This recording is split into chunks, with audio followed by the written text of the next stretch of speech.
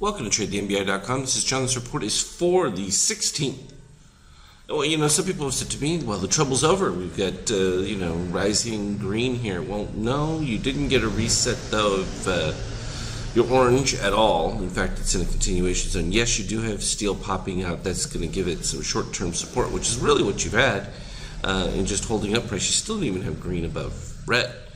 Sure, you have an improving extreme, but this is not remotely close to sustainable improvement. Doesn't mean that we aren't going to trade within the range, but not great by any stretch of the imagination. In fact, we see that the NASDAQ put in a little gold candle simply because of the cross of the green, as well as having the steel over cyan. Again, same situation, but with the rejection of orange. Now, you almost had a situation where orange popped below. But if orange stays above green, this is not sustainable either. So it makes it very easy on the NASDAQ in particular, because you can just look at the 23%, the 7101, and anything below that is definitely could be short, and particularly even if you get up towards the 38, becomes an opportunity.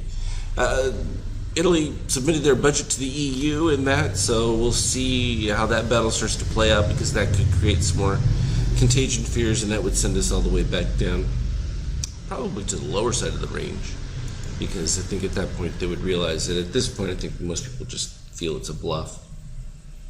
So we're kind of in the middle zone there. And again, same thing with treasuries.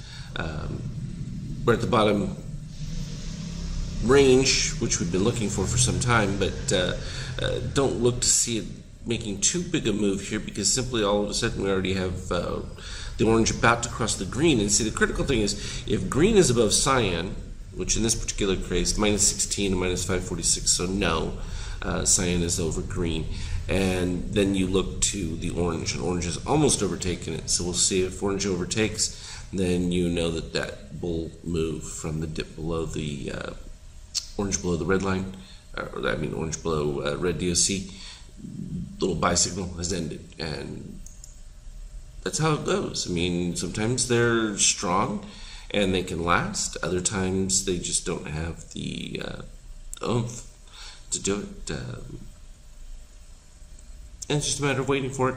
Oil, kind of basing. This particular spot still very weak within this configuration, but you have the reset of steel.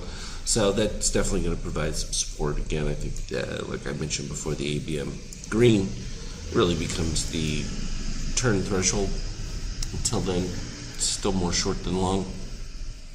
And gold doing its ever so soft. Now see, this is a perfect example of it. So you have the orange going below, but you'll notice how green crossed above cyan, and green has stayed above orange, or even better, green above the cyan, kept it in place, and now of course you have cyan under red. So all the things you look for buy configuration. So very clean. It was a nice day. I mean, we had so many good, clean signals throughout. We started the gentle fade. We ended up at the bottom here with, again, a beautiful long signal. And again, this is one of those where the orange overtakes it right as they get into that post period consolidation. And then you get, in this case, a bullish rejection of both the orange and also bullish rejection against the cyan. And that leads to the peaks. Of course, it got overbought super fast, and that kind of caused it to fizzle out. But you really didn't get any clean short signals. I mean, you had this one right here, which was very reasonable, which was the DOC spread that took place right there. But a couple bars later, right here, steel has crossed the red, kind of ends it, and popped up, and then you get another one that develops right over here, where you ended up with the spike. And finally, green is below red. Still produced a little pop before it ended up fading, and then you get another buy configuration, which led to a pretty decent run. And obviously, it depends on how aggressive you like to be. You get this kind of a spread with the orange and steel, especially even if cyan is below the red, which is always a buy. The green not closing below the red is a little sketchier in my book. I tend to take some of those.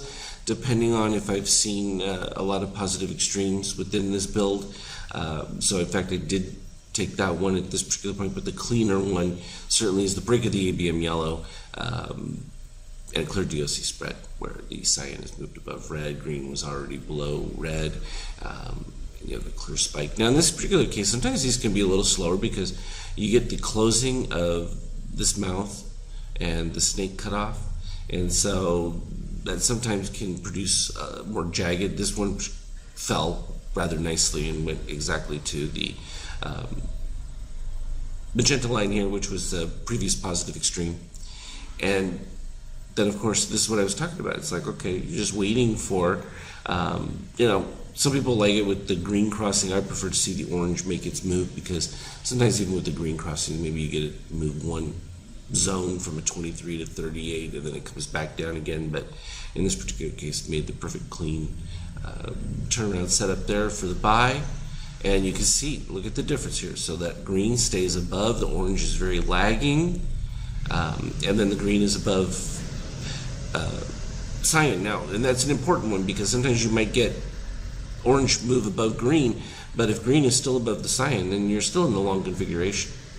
And that came across all the way until, even started getting mixed right around this area where you had the positive extremes. A little tough with some of these until you ended up with, you had a small break of it right there where you ended up with a nice short snake.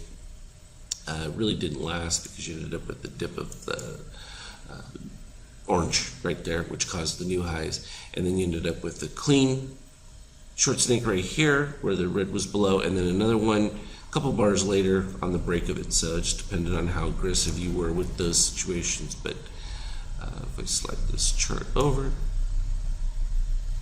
it broke down, gave the nice little cover, a little pop, coming right back up. So it wasn't all that great from a short standpoint from that one, and then gave the little bump, and then you ended up with quite a few positive extremes and another beautiful DOC spread up at the peak level. Close on this one was 77. I think that's about where I was in at, 76.50, so slightly below. It happens. And then it just cascaded lower. Boom. And then like I was posting right in here, at the end of the day, it was like, okay, I'm just waiting for orange to dip below to begin to cover a portion of it. And sure enough, that's exactly what it did. And here we have our pre-market where we're just bouncing up and down. All in all, good stuff. Take that general concept with you of the short signal to the buy signal, and you just continue to play very effective ranges. You're never going to get exactly the bottom, or you might get close to the tops, but this is going to vary. But you're going to capture the bulk of any move, and any continuation in particular becomes powerful to collect on. Something you can do in choppy situations because they're just going to be break evens or slight profits. But that's the nature of it. You're waiting to get caught into that trend and be able to jump on it.